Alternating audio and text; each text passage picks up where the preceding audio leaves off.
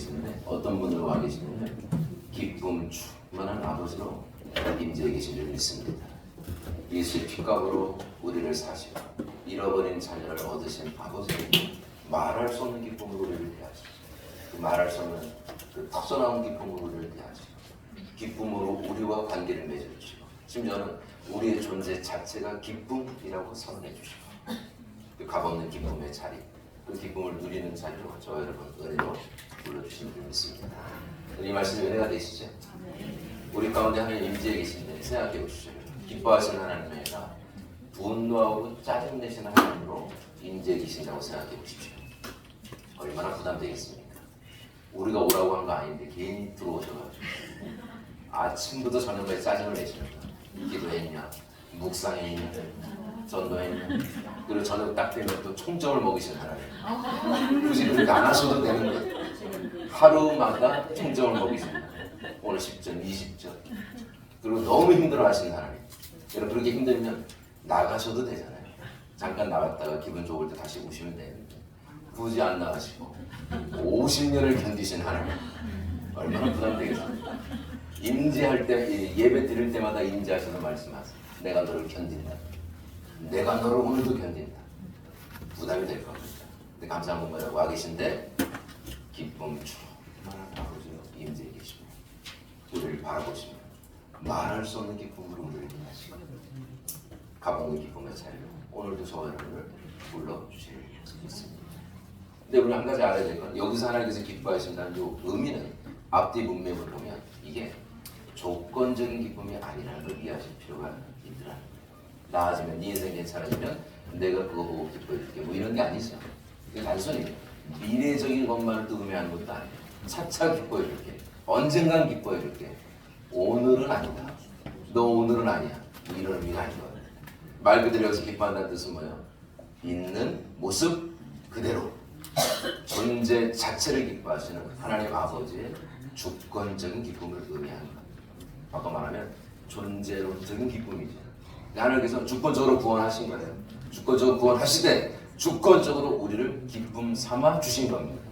우리의 노력과 우리의 의의가 나의 어떠함이 아니라 그냥 그의 은혜로 그의 피값으로 우리를 사시고 자녀되게 하심으로 우리의 존재가 기쁨이 되는 삶으로 존재로서 기쁨을 누리는 삶으로 하나님 저와 여러분을 불러주신 줄 믿습니다.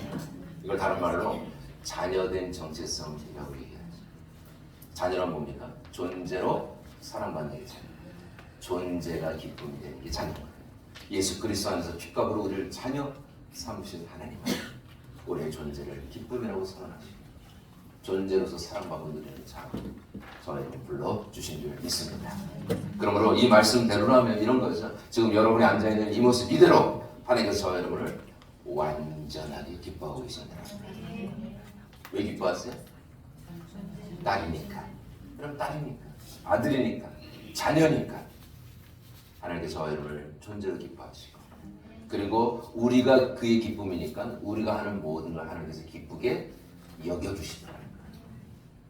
내가 너무 탁월하고 내가 너무 대단하고 뭐 이런 게 아니라 나의 존재가 기쁨이니까 나의 부족한 걸 충분하다고 여겨주시고 괜찮다고 말씀하시고 부족한 거 부족한 대로 잘하는 거 잘하는 대로 기뻐하시고 사랑하는 아버지 저와 여러분 하나님 아버지 되시는 줄 믿습니다. 아멘. 여러분 부모님들이 자녀를 왜 기뻐하세요? 자녀이기 때문에 기뻐하죠. 이 근본적인 기쁨이 있어야지 아이가 하는 모든 게 부모의 기쁨이 되는 것처럼 하나님께서 우리를 존재로 기뻐하시고 우리가 하는 모든 걸 기쁘게 여겨주시며 충분하다고 말씀해 주시는 줄 믿습니다. 그러므로 너무 완벽하지 않아도 되는 거예요. 너무 완벽해서 하나님 사랑하는 게 아니시죠. 기뻐하는 게 아니라 딸이기 때문에 기뻐하십니다. 너무 대단하지 않아도 엄청난 기적을 행하지 않아도 괜찮습니다. 하나님 우리 가운데 그런 걸 요구한 적이 없으시죠. 그냥 존재로서 충분하고 누리게 되길 원하십니다. 누릴 때 풍성해지고 풍성하면 넘쳐나고 넘쳐나면 흘러가고 흘러가는 것이 닿는 것마다 회복이 일어나게 될 줄 믿습니다. 우리 옆에 분에 한번 고백해 주시겠어요? 충분합니다. 한번 더 해주세요. 너무 완벽하지 않아도 됩니다. 한번 더 해주시죠. 옆사람 보시면서 너무 완벽하면 하나님 부담스러워하시죠.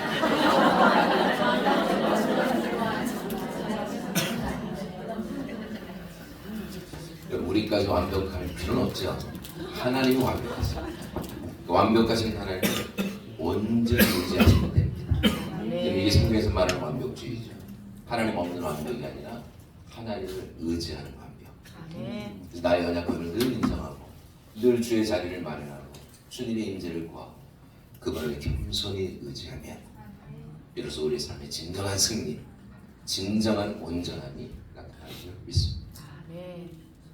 오늘 이 아침에 여기 강의 들으러 오실 때 정직하게 어떤 컨디션으로 여러분 강의를 들으러 오셨습니까? 전 궁금합니다. 여러분 어떤 컨디션으로 오셨는지. 별로 안 좋은 컨디션으로 왔을 가능성이 굉장히 높아요. 저나 여러분의 인생은 늘 힘든 거예요. 늘 넘어지고 자빠지고. 심지어 우리가 주일날 예배당에 예배드리러 갈 때 몸은 교회를 가는데 하나님은 나를 안 만나줄 걸 확신하면서 가실 때가 있습니다. 여러분 엄청난 믿음입니다. 늘 내 상태가 안 좋으니까 넘어지고 자빠지고 5분 전에 죄 짓고 5분 후에 교회 가니까. 그래서 어떤 때 예배당에 앉아있으면 예배 드릴 엄두도 안 날 때가 있더라고요. 찬송이 나와야 되는데 찬송이 안 나와요. 좌절감, 모멸감, 실패감, 누구한테도 말할 수 없는 내 인생에 숨겨진 여러 가지 아픔들, 슬픔들, 실패들, 연약함들. 그리고 어떤 때 우리가 예배를 드리지 못한 채 마음 깊은 곳에 이렇게 주저하고 있을 때가 많죠. 근데 놀라운 건 그런 우리를 향해서 당신이 누가 다가오세요? 하나님이 다가오시더랍니다. 그리고 주저하는 우리를 향해서 우리의 노를 보시면서 하나님께서 이렇게 선언하시죠. 내 딸아, 내가 너를 기뻐한다. 잊지 마라. 네 인생이 바닥을 치고 너의 삶이 심지어 쓰레기처럼 느껴지고 너가 인생 실패자처럼 느껴져도 예수 그리스도 안에서 얻은 너의 구원의 찬란함과 너의 존귀함과 너의 아름다움은 사라지지 않냐. 나의 핏값으로 산받은 너는 나의 아름다운 딸이야. 나의 존귀한 자녀야. 너는 나의 기쁨이요 나의 사랑이요. 내 앞에서 충분한 자다. 잊지 마라. 내가 너를 사랑한다. 그리고 우리 존재를 향한 하나님 아버지의 사랑과 은혜를 부어주시죠. 그리고 그 값없는 은혜 가운데 우리가 들어갈 때, 그 은혜를 받아들일 때 비로소 회복이 일어납니다. 여러분 아시는 것처럼 회복은 결단에서 오는 게 아니라 은혜를 받아들일 때, 값없는 은혜 가운데 나를 의탁할 때 회복이 일어나는 줄 믿습니다. 그 하나님 오늘 여기 와 계십니다. 하나님께서 저 여러분 보시면서 선포해 주실 거예요. 내가 너를 기뻐한다. 우리 한번 해볼까요? 옆 사람 보시면서 하나님 당신은 기뻐하십니다.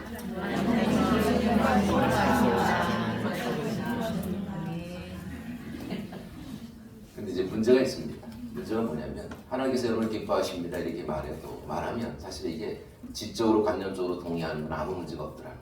문제는 뭐냐? 마음으로는 잘 안 느껴질 때가 많더라는 거예요. 왜냐면 누군가가 나를 존재로 기뻐해줬던 적은 많지는 않으니까. 여러분 경험 자체가 없으면 하나님의 진리가 머리에서 가슴으로 내려오는데 약간 시간이 더 걸릴 수 있어요. 그런 걸 본 적도 들어본 적도 없습니다. 여러분 사실은 누가 나 좋아한다 이 뜻은 그 사람이 좋아할 만한 요소가 있다는 뜻이죠. 다 그렇지는 않아요. 근데 여러분 근데 그 사람이 좋아할 만한 요소 전혀 없는데 진짜 나를 있는 그대로 인정해주고 존재 자체를 좋아해줄 수 있는가? 여러분 이게 쉽지가 않더라고요. 심지어는 어떤 데 부모조차도 우리가 일상의 삶 속에 누군가 나를 존재로 기뻐했다. 이것 자체가 굉장히 경험이 적을 수 있습니다. 그러다 보니까 하나님께서 내가 너를 기뻐한다. 내가 너를 존재로 기뻐. 너의 존재가 나의 기쁨이다. 이게 가슴으로 와닿지 않을 때가 많은데 그런 걸 본 적이 없으니까. 제 얘기 잠깐 해보면 여러분 어떤지 모르겠는데 저 같은 경우 저희 부모님이 저에게 기쁨을 표현하는 분들은 아니셨어요. 특별히 저희 아버지 경상도 분입니다. 여러분 경상도 분들 아시죠? 주로 두 말씀을 하세요. 밥 먹으면 자자 주로 두 말씀. 놀라운 건 저희 아버지는 이 두 말씀을 안 하셨어요. 이 없는 두 말씀을 그렇게 안 하시더라고요. 늘 집에는 침묵이 흘러오고 제가 학교를 다녔는데 몇 학년 몇 번 어디 학교 다니는지 모르셨어요. 학년 얘기하고 뭐 학년 얘기하면 저희 아버지 굉장히 놀라시더라고요. 그랬냐고. 너 학년이 그랬냐고. 저는 더 놀랐어요. 너무 모르시니까. 제 어머니 같은 경우도 너무 무서우셨고. 제가 어릴 때부터 뭘 깨달았냐면 부모에게 인정받고 기쁨이 되려면 최선을 다해야 한다는 걸 어느 순간 깨닫기 시작했습니다. 좀 신기하죠? 이런 초등학생이 그걸 알더라고요. 배워서 하는 게 아니라 생존 본능으로 아는 거예요. 어떻게 하면 부모의 기쁨이 될 수 있는지, 어떻게 하면 부모의 사랑을 받을 수 있는지, 그래야지만 내 인생 안전하다고 믿으니까. 그리고 그때부터 제 안에 생겼던 삶의 습관이 뭐냐면, 제가 선택했던 삶의 방식이 뭐냐면 순종 잘하는 아이로 바뀌기 시작했습니다. 그럼 순종을 잘하니까 부모님이 너무 좋아하시더라고요. 제 기억으로 제 어린 시절 이렇게 돌아보면 제 기억으로요, 제가 단 한 번도 부모님 말씀에 노를 한 기억이 없어요. 그 어린 시절에도 거의 100% 가까이 순종을 했고, 저희 부모님요 그걸 그렇게 자랑스럽게 얘기하시더라고요. 그러니까 제가 저희 부모님 친구들 중에 유명한 아이였습니다. 순종 잘하는 아이요. 저희 부모님 친구들이 저를 다 아죠. 근데 지금의 나이로 정직하게 제 인생을 또 돌아보면 그 어린 시절 정직하게 기쁨만 있었던 건 아니었더라고요. 순종을 하는 건 좋은 거였지만 정직하게 제 안에 두려움이라는 게 있었더라고요. 그 어린 나이에도 그렇게 안 하면 사랑이 안 올 것 같은 두려움, 그렇게 안 하면 기쁨이 될 수 없다는 그 두려움, 그리고 그 어린 시절 느꼈던 그 기쁨 무가참 40대 50대가 넘어 저는 극복될 수 있다고 생각했어요. 근데 나중에 이렇게 정신 딱 차려보니까 그건 극복되는 문제가 아니었더라고요. 그 어린 시절 느꼈던 그 기쁨 무가참 정신 딱 차려보니까 어느 순간 제 인격의 일부분이 돼버렸어요. 그리고 나중에 한 거예요. 제가 굉장히 피곤한 인생을 살고 있더라. 그 부모로 받지 못했던 그 함몰된 정서, 그 인정을 사람으로도 받으려고 몸부림치는 삶을 제가 살고 있더라고요. 어떤 때는 내 권위자를 내 부모처럼 대하면서 어린 시절 갖지 못했던 그 공허한 정서를 끊임없는 사랑과 인정으로 내 인생을 메꾸려고 거의 사람에 집착하듯이 살고 있는 제 자신을 어느 순간 본 겁니다. 얼마나 피곤했겠습니까? 끊임없는 사람의 기쁨이 되려고 몸부림치는, 인정받기 위해서 피곤한 삶을 사는 저 말입니다. 그러다 제가 사역자가 됐어요. 그러면서 여러분 제가 사역을 어떻게 했겠습니까?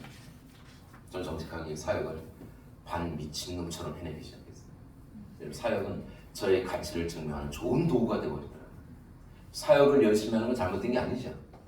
그 문제는 잘못된 동기로 사역하니까 그게 문제가 돼요. 제 안에 잘못된 동기 하나가 있었어요. 그걸 통해서 내 가치를 증명하고 인정받으면 나의 공허함과 외로움이 정말로 메꿔질 거라고 믿었어요. 사람 인정을 통해서 저의 정체성을 찾으려고 몸부림치면서 여러분 인생 자체가 피곤해지더라고요. 하나님 그렇게 말씀하신 적이 없는데 제가 저를 쉬지 못하게 하더라고요. 놀지 마, 쉬지 마, 더. 저는 그게 하나님의 음성이라고 생각했습니다. 나중에 정신 딱 차려보니까 하나님은 단 한 번도 저한테 그렇게 말씀하신 적이 없으시더라고요. 저를 힘들게 하고 버겁게 했던 건 하나님이 아니라 희어지고 왜곡된 저의 정체성이라는 걸 나중에 알 겁니다. 저는 정직하게 반 미친놈처럼 사역을 했었고, 저는 그렇게 사역하니까 결과가 나오더라고요. 결과가 나오면 누가 그렇게 좋아하냐면 리더들이 그렇게 좋아하더라고요. 리더들은 일 잘하는 사람을 좋아합니다. 그리고 소위 세상은 또 미친 사람들을 좋아하죠. 미쳐야지 결과가 나오는 거니까. 저는 정말 그렇게 살았어요. 그리고 여러분 인정받기 시작했습니다. 여러분 미쳐서 내 인생 다 희생해서 그렇게 살면 결과 나옵니다. 결과 나오면 인정받습니다. 많은 부분 인정받으면 내 인생이 메꿔질 거라고 생각했는데 한 가지 깨달은 게 있어요. 인정받는 어느 날 뭘 깨달았냐면 다시는 실수 없게 된다는 걸 깨달은 거예요. 그럼 인정받으면 다음 날부터 쉬는 게 아니더라고요. 그 인정을 유지하려면 다음 날부터 더 미친놈처럼 살아야 되더라고요. 인정은 여러분 유지되는 게 아닙니다. 더 탁월한 사람들이 치고 올라오는데, 그래서 그때 알았어요. 제 인생의 모든 밸런스가 깨졌다.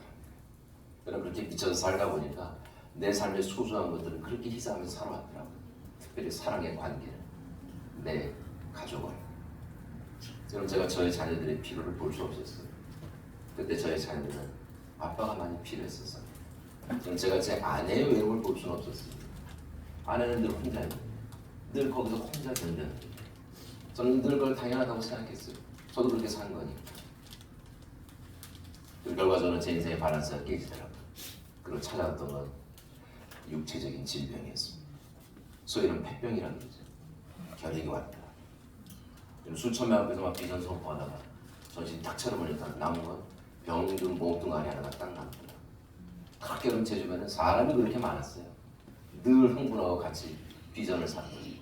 근데 여러분 그때 아프고 병들고 지쳤을 때 날 위로를 한 사람이 내 옆에 없더라.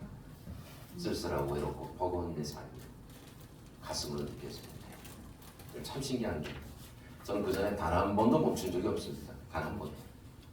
몸이 아프니까 멈추더라. 그래도 멈추니까 비로소 들리더라고요.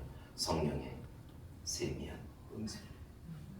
어느 날 제가 너무 몸이 힘들어가지고 고개를 숙인 채 가만히 여기 있는데 성령께서 하나님의 마음을 부어주시더라고요. 소위 성령의 감동이라고 그러죠. 제 영 깊은 곳에 하나님의 마음이 느껴지는데 제 이름을 부르시더라고요. 이렇게 부르시더라고요. 사랑하는 내 아들 준하나. 아들 준하나. 저를 아들이라고 그러시더라고요. 여러분 저는 아들이 아니었어요. 탁월한 종이었지. 인정받는 종이 되면 언젠가는 자랑스러운 아들이 될 거라고 믿었습니다. 늘 그렇게 살았으니까. 근데 문제는 제가 하나님 앞에서도 그렇게 하고 있더라고요. 근데 하나님 선언해 주시더라고요. 이미 아들이라고. 그러지 않으면 그렇게 말씀하시더라고요. 너 그렇게까지 하지 않아도 된다. 준하나, 그렇게까지 하지 않아도 돼. 그렇게 너를 아프게까지 하면 너를 증명하지 않아도 된다. 왜냐하면 내가 이미 너를 인정하노라. 너는 내 아들이야. 나의 기쁨이, 나의 사랑이야. 사람들이 너 좀 몰라줘도 내가 너 알아주면 되는 거 아니냐. 너는 나의 사랑, 나의 기쁨이냐. 내가 너를 충분히 여기노라. 저한테 그날 충분하다 그러시더라고요. 아들로서 충분하다고. 여러분 전 충분한 자가 아니라 충분하려고 몸부림쳤던 사람. 이미 예수 그리스도 안에서 충분하다고 선언해 주시더라고요. 그리고 그날은 그 진리가 머리에서 가슴으로 오더라고요. 그리고 내가 아들로서 충분하고 존재로서 하나님의 사랑의 기쁨이라는 게 믿어지는 그날, 그때부터 눈물이 터지기 시작하는데 그때부터 울었어요. 저의 고단하고 피곤했던 인생이 녹아지듯이 주님 안에서 풀어지기 시작합니다. 하나님의 사랑이 머리가 아니라 그때부터 가슴으로 느껴지기 시작하더라고요. 그때부터 제가 웃기 시작했습니다. 그전에 제가 잘 웃지를 못했어요. 왜냐면 제 주변 사람들은 다 경쟁자였어요. 어떻게든지 이겨냈어야 했었어요. 조금 더 빈틈을 보이면 안 됐습니다. 그때부터 웃고 누리며 경쟁하기보다는 사랑하는 법을 배워가기 시작했습니다. 오늘 그 하나님, 저와 여러분 하나님이신 줄 믿습니다. 오늘 하나님 저와 여러분을 보시면서 이렇게 선언해 주시고, 사랑하는 나의 딸, 내가 너를 기뻐하노라. 충분하다 라고 선언해 주실 줄 믿습니다. 우리 옆에 분이 한번 고백해 주시겠어요? 충분합니다. 충분하십니다. 한번 더 고백해 주시겠어요? 당신은 언제나 충분하다. 언제나 충분하십니다. 제가 한번 더 고백해 주시겠습니까? 너무 완벽한 하나님 부담스러워하시죠.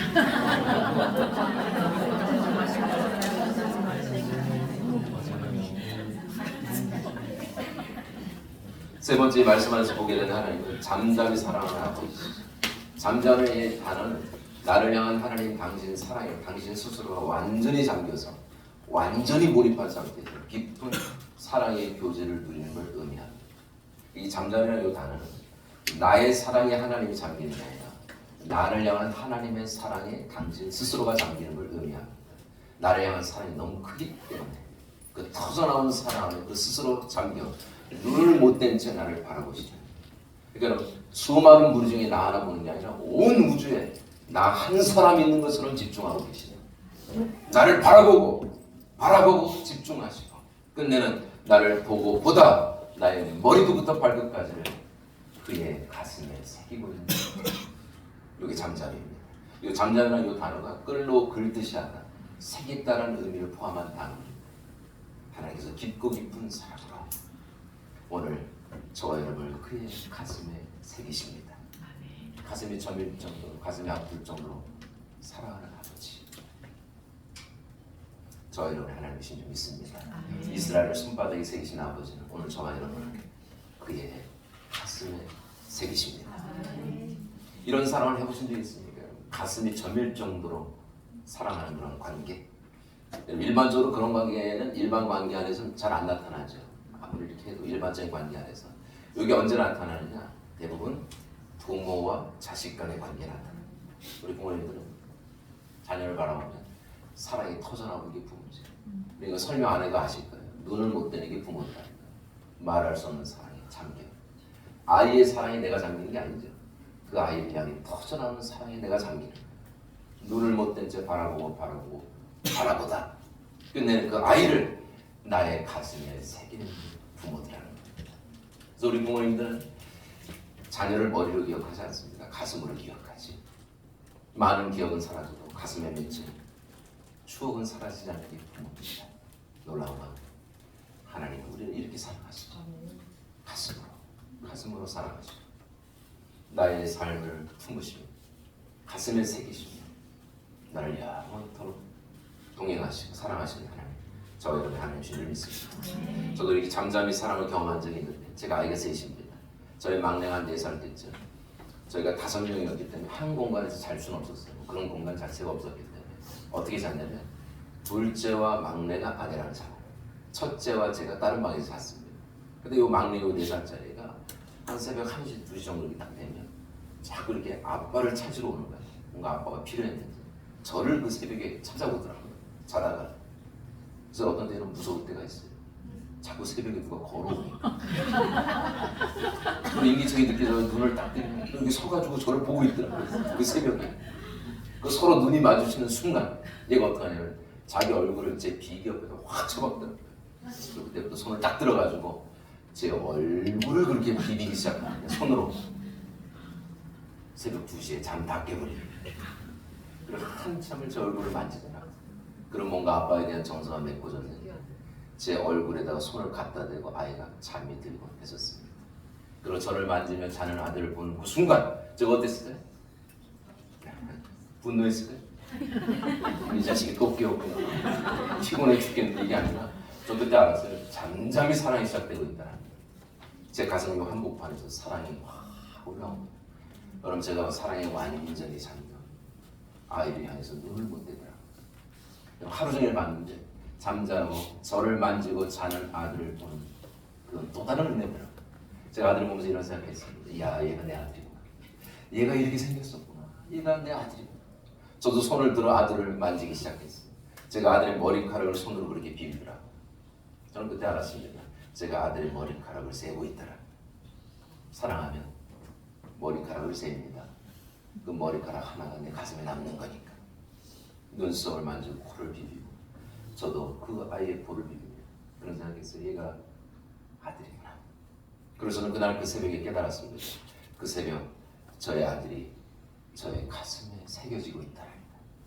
그리고 저도 아들을 느끼며 아들의 얼굴에 손을 대고 잠이 들곤 했었습니다. 이게 잠잠입니다. 하나님께서 저 여러분을 이렇게 사랑하신 줄 믿습니다.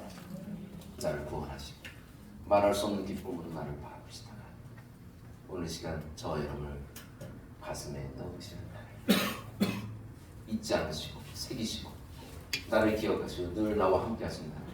이 말씀의 뒷부분은 이렇게 끝납니다. 즐거이 부르며 기뻐하시리로다. 즐거이 부른다는 뜻은 축제의 환호성을 의미합니다. 여러분 축제 가보셨죠? 어떻게 환호성을 지릅니까? 거의 반 미친 사람처럼 소리를 지르죠. 그러니까 기뻐하는 신용하는 게 아니라 여기서 이 기쁨은 뭐냐면 기쁨이 난지 내가 기쁨인지 구분이 안 되는 상태를 의미합니다. 기쁨에 완전히 함몰된 상태. 그냥 기쁨과 하나가 된 상태. 바꿔 말하면 반 미친 사람처럼 부르는 노래, 반 미친 사람처럼 부르는 소리, 그리고 축제를 의미합니다. 하나님 나를 바라보시다가 기쁨에 완전히 하나가 되셨어요. 하나님 벌떡 일어나셔서 미친 사람처럼 뛰어다니면서 혼자 춤을 추시면서 내 이름을 부르며 즐거워하고 기뻐하고 다같이 그 축제에 하나님 저 여러분 하나님이신 믿습니다. 누가복음 15장에 보면 탕자가 돌아왔을 때 송아지 잡죠. 그 당시 문화 안에서는 이 동네 잔치를 열었다는 뜻입니다. 회복의 하나님은 언제나 축제의 아버지시고 오늘 하나님 우리를 회복하시고 우리를 그의 가슴으로 안으시고 우리와 함께 기쁨의 축제를 행하십니다. 오늘 시간 그런 시간 되기를 소망합니다. 하나님께서 저와 여러분의 기쁨을 회복시켜 주실 거예요. 그 잃어버린 그 기쁨, 언제 웃었는지 기억 안 나는 내 서글픈 내 인생, 그 한복판에서 하나님께서 기쁨의 잔치를 회복하시고 기쁨이 돌아가시고 우리 인생을 넘치게 하실 줄 믿습니다. 하나님은 그 하나님 여기 와 계십니다. 우리가 이 하나님 만나고 드리게 되길 소망합니다. 시간 관계상 구약에서 하나만 좀 나누고 오전 시간 좀 마무리하고 싶습니다. 이미 하나님 와 계시죠. 그럼 여러분 우리가 하나님과 깊은 사랑의 관계를 누려야 될 줄 믿습니다. 와 계신데 자꾸 하나님과 거리 두고 살면 안 되겠어요. 하나님과 진정한 사랑의 관계를 맺으셔야 합니다. 근데 하나님과 진정한 사랑의 관계를 맺으려면 한 가지 중요한 태도, 삶의 모습 하나가 필요합니다. 그건 뭐냐면 바로 정직함입니다. 여러분 늘 하나님과 관계 맺을 때 꼭 기억하십시오. 정직하기를 결정하십시오. 정직은 자녀의 특권입니다.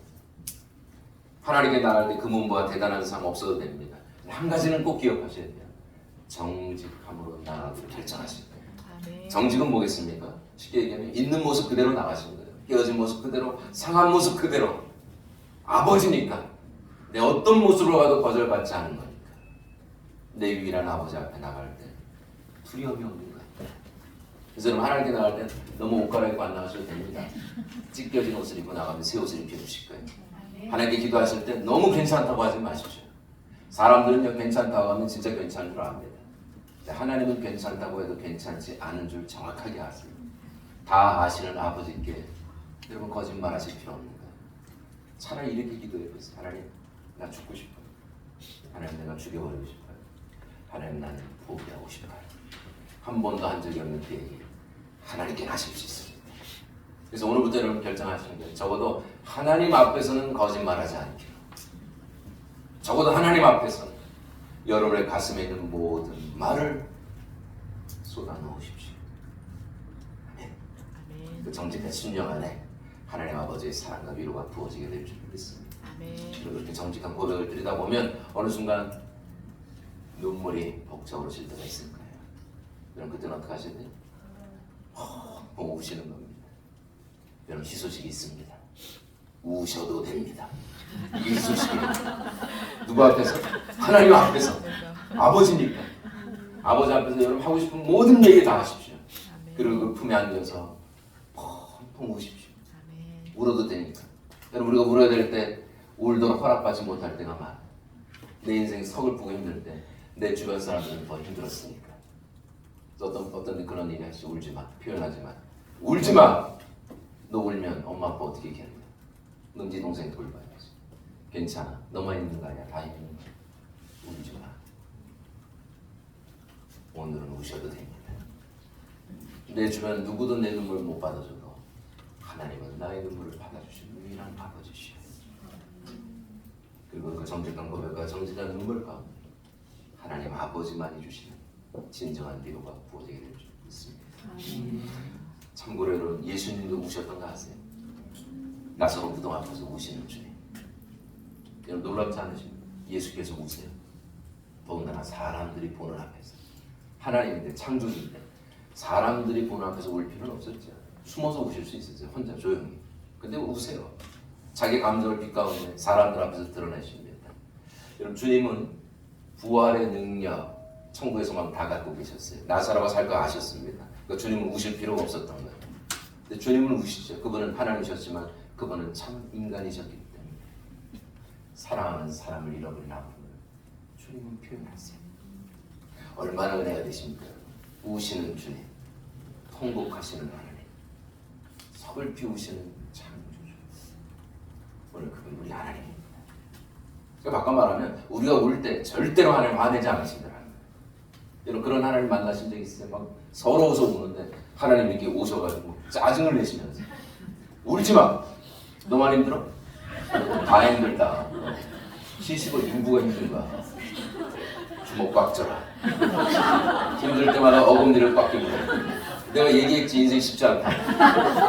그래서 한 가지 알아야 될 게 있어. 잘 들어라. 잘 들어. 나도 힘들어. 너 한 사람이지 난 70억 봐야 돼. 너 기도 좀 한다면서.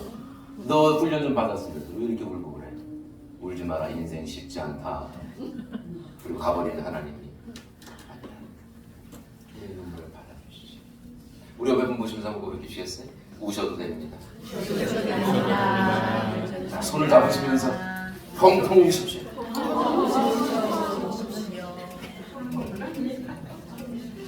그럼 잠깐 기도할까요? 한번 눈을 감아보시겠습니다.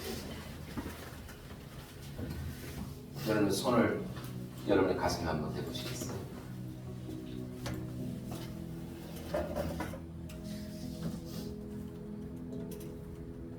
그럼 하나님을 한번 좀 느껴보시겠습니까?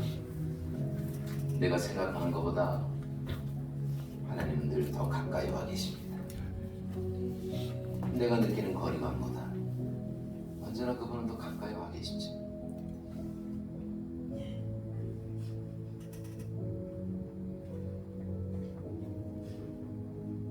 하나님이 피 묻은 손으로 저와 여러분의 가슴에 손을 대실 겁니다. 그리고 이렇게 얘기하지 않으실 거예요. 너는 더 잘할 수 있었다. 너는 완벽한 부모가 될 수 있었고 완벽한 사역자가 될 수 있었다. 이러지 않으실 거예요. 손을 대시고 이렇게 말씀하실 겁니다. 수고했다. 때 따라 수고했어. 충분하다. 너 충분하다. 너의 인생이 너의 삶이 충분한 거다. 너무 완벽하잖아. 너가 기대했던 것처럼 네 인생이 펼쳐지지 못했어도 괜찮아. 충분하다. 그럼 하나님께서 저와 여러분 그냥 안아주실 겁니다. 그냥 안아주실 거예요.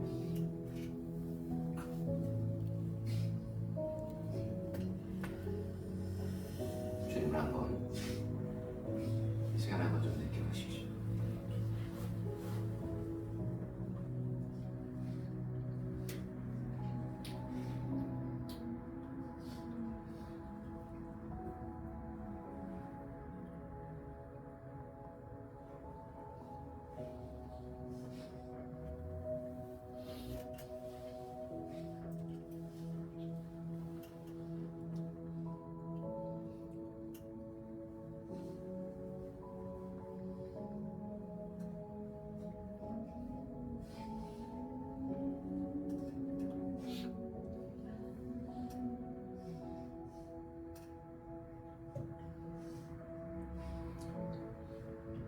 이 시간에 이렇게 기도하시겠습니까? 주님, 오늘 이 아침에 내가 예수 그리스도가 필요합니다. 돈, 명예, 능력 이런 거 말고 나는 주님이 필요합니다. 주님만 내 인생 아시니까 내가 어떻게 살았는지 주님은 아시니까 주님 나 지나가지 마시고 날 만나 주시옵소서. 주님의 은혜를 구하는 기도 같이 하시겠습니다. 같이 기도하시겠습니다. 여러분 오늘 이 아침에 만나주시고 두려움이 떠나시고 서글픔이 풀어지고 나의 무거운 짐이 가벼워지는 약속 늘 견디며 살아왔는데 만나주시고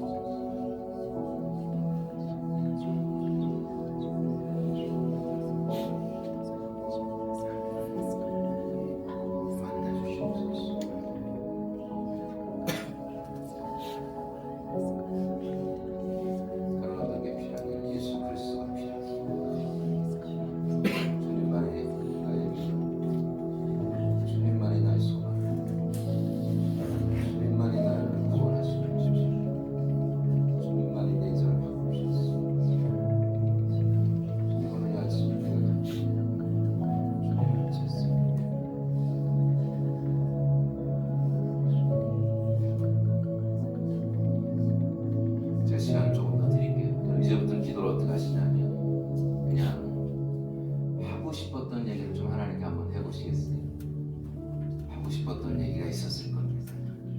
한 번도 해본 적이 없는데 어떤 얘기도 좋습니다. 여러분 오늘은 딸로서 기도하시겠어요? 종 말고 진짜 딸로서 기도하십시오. 힘들었다고, 나 두려웠다고, 나 무서웠다고. 마치 어린 딸이 아버지 품에 안겨서 자기 아픔을 얘기하듯이 오늘은 아버지께 딸로 나가셔서 정직하게 같이 하십시오. 우리 간사님들 다니시면서 우리 학생들 어깨에 자리에다가 좀 손을 같이 기도해 주십시오. 우리 다 같이 정직함으로 기도하겠습니다. 같이 기도하시겠습니다. 내가 아버지 좀 볼수 있게 해주시옵소서.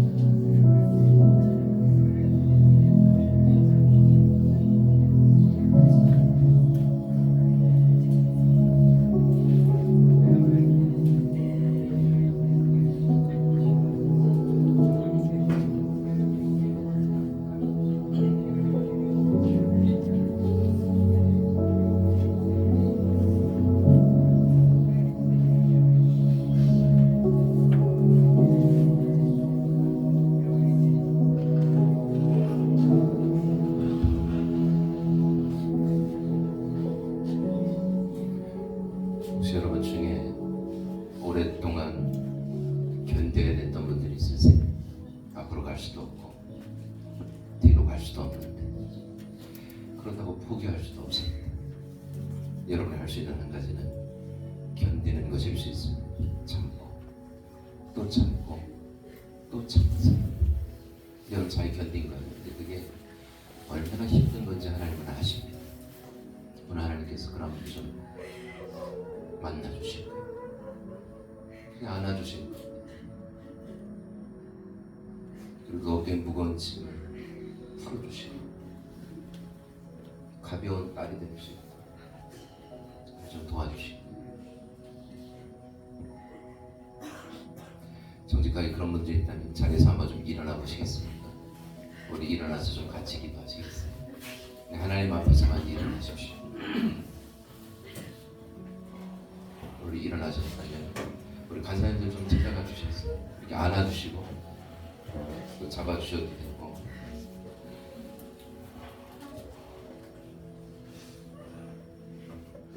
그럼 일어나셨다면 정직하게 좀 기도하시겠어요? 어떻게 견뎠는지, 어떤 때는 얼마나 버거웠는지, 얼마나 두려웠는지. 그리고 오늘 이 시간에 좀 하나님께서 우리를 좀 가볍게 해주시던 가벼운 딸이 될 수 있도록 은혜를 구하십시오. 다 같이 기도하시겠습니다. 기도하시겠습니다. 하나님 아버지의 눈물 쏟아 주시옵소서. 주님을 아십니다. 주님을 아십니다. 내 인생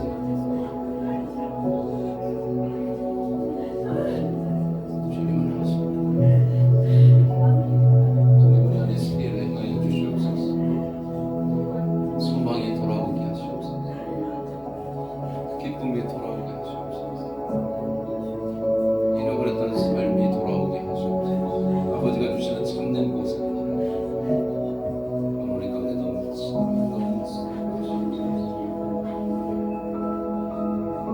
가벼워지게 해주시옵소서. 무겁게 무거워짐을 벗어주시옵소서. 가벼워해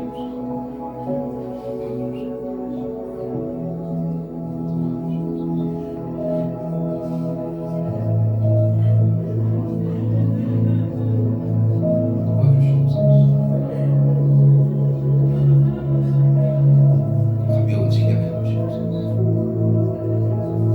가벼워지게 하여 주시옵소서. 다시 걸어갈 수 있도록, 다시 달려갈 수 있도록, 독수리처럼 날아볼 수 있도록 도와주시옵소서. 주님 새 일을 하여 주시옵소서.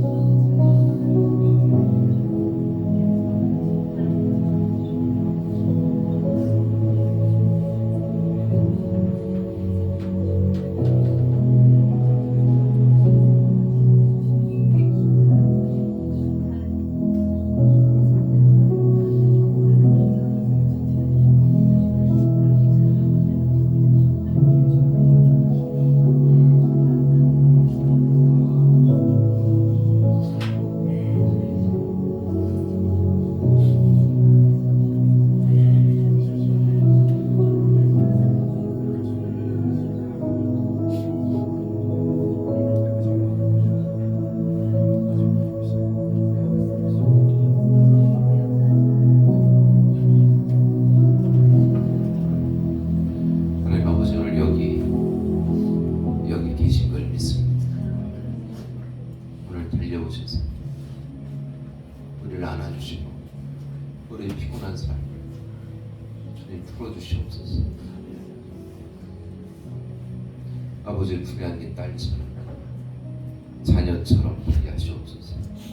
아버지 주변을 맴도는 외로움은 정말 아버지 품에 안긴 자녀가 되게 하시옵소서. 우리 시간에는 앉아 계신 분들 한번 다 일어나 보시겠습니다. 다 일어나셨어요. 어떻게 하시냐면 옆 사람 한번 좀 안아주시겠어요.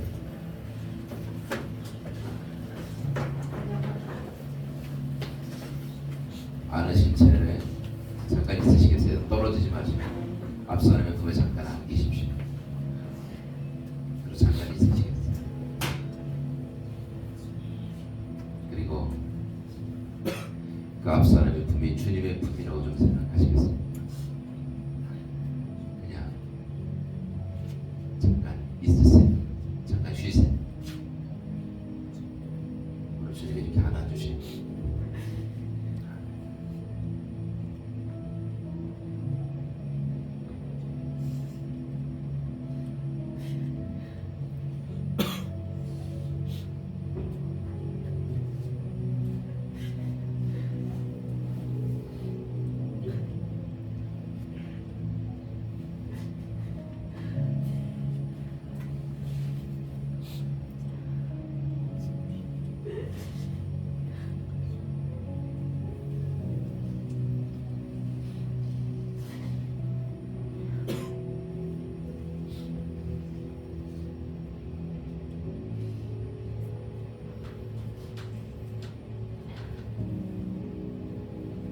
아는 상태에서 한번 고백해 주시겠어요? 수고하셨습니다.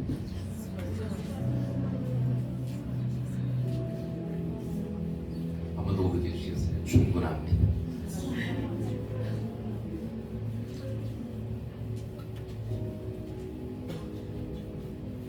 네. 여러분 다른 분에게 한번 가보시겠어요? 복도로 나오셔서 많이 안아주면 많이 회복됩니다. 누구한테도 가셔서 마음 꼭 안아주십시오. 꼭 안아주십시오.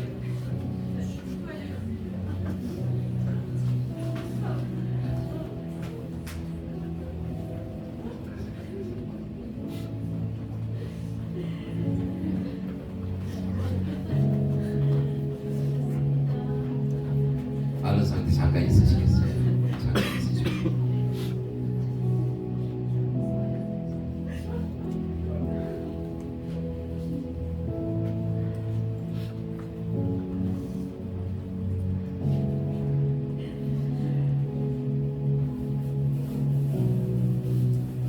아는 상태에서 한번 고백해 주시겠어요? 하나님께서 길을 내십니다.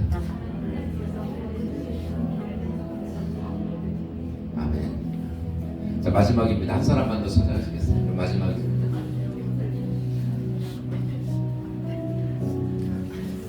한 번 더 용기를 내셔서 한번 멀리 한번 움직여 보십시오. 용기를 내셔서 찾아가셔서 한번 좀 안아주십시오.